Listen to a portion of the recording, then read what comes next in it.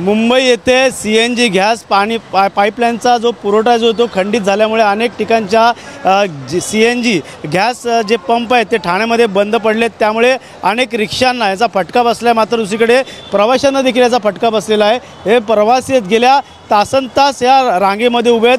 कामावरती जाण्याची वेळ आहे तर इतरत्र लोकांना बाहेर जाण्याची वेळ आहे। तर या ठिकाणी अनेक प्रवाशांना या ठिकाणी भाडे देखील जास्त आकारलं जातं आहे। त्यामुळे नक्कीच त्याचा फटका जे ते या रिक्षा प्रवास करणाऱ्या या प्रवाशांना बसत आहेत। अनेक लोक आहेत, सिनियर सिटीजन आहेत, ज्येष्ठ नागरिक आहेत। किती वेळ झाला तुम्ही रांगेत आहात, रिक्षा मिळत नाही? 10 मिनिटं झाली। 10 मिनिटं।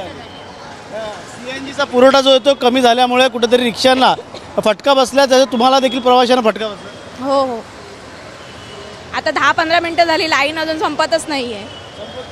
नक्कीच कुठून आलात तुम्ही? रांगेत आहात? पार्ल्यात ना, इथूनच आलो आहे, पार्ल्यातून आलो आहे ठाण्याला।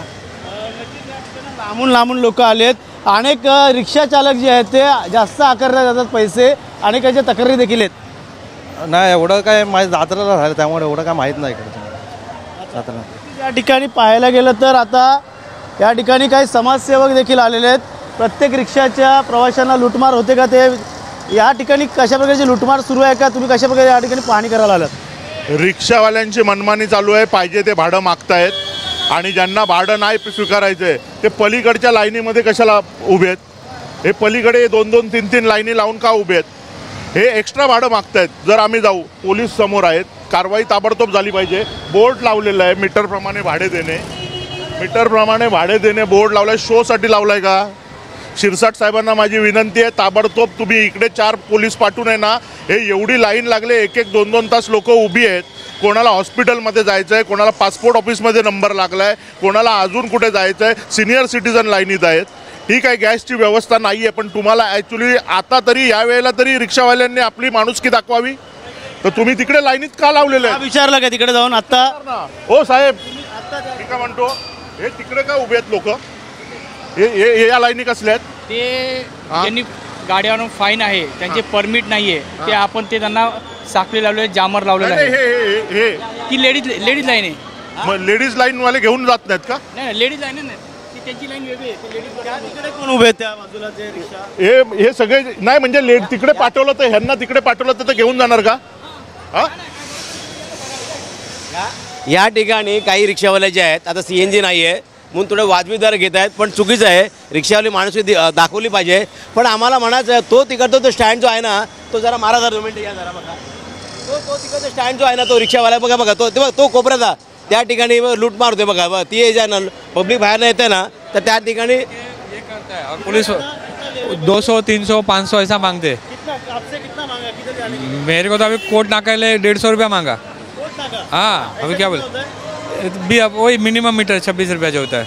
हाँ, और यहाँ खड़ा रहता है ना, सब पुलिस वाले की मदद से क्या बोलते हैं, कस्टमर को लूटते हैं पूरा।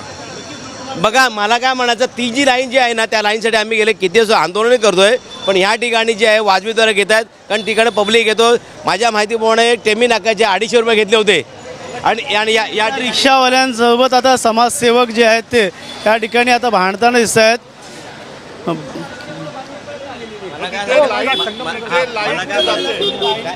गॅस नाही साहेब, गाडीत गॅसच नाही। यांचं म्हणणं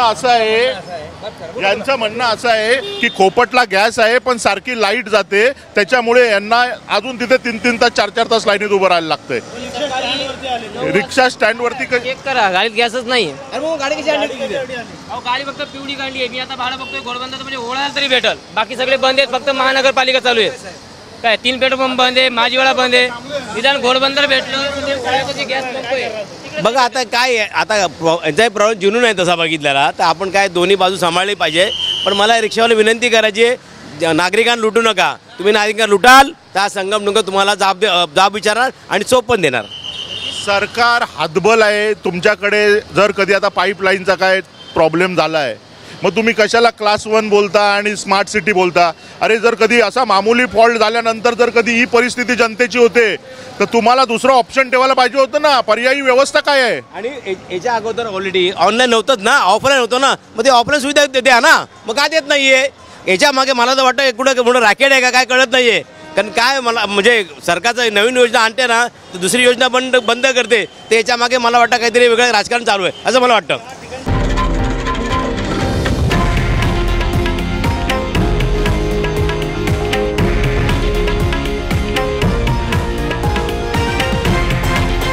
हे आहे देशातील नंबर 1 न्यूज नेटवर्क आणि आपण पाहत आहात TV9 मराठी, एकमेव.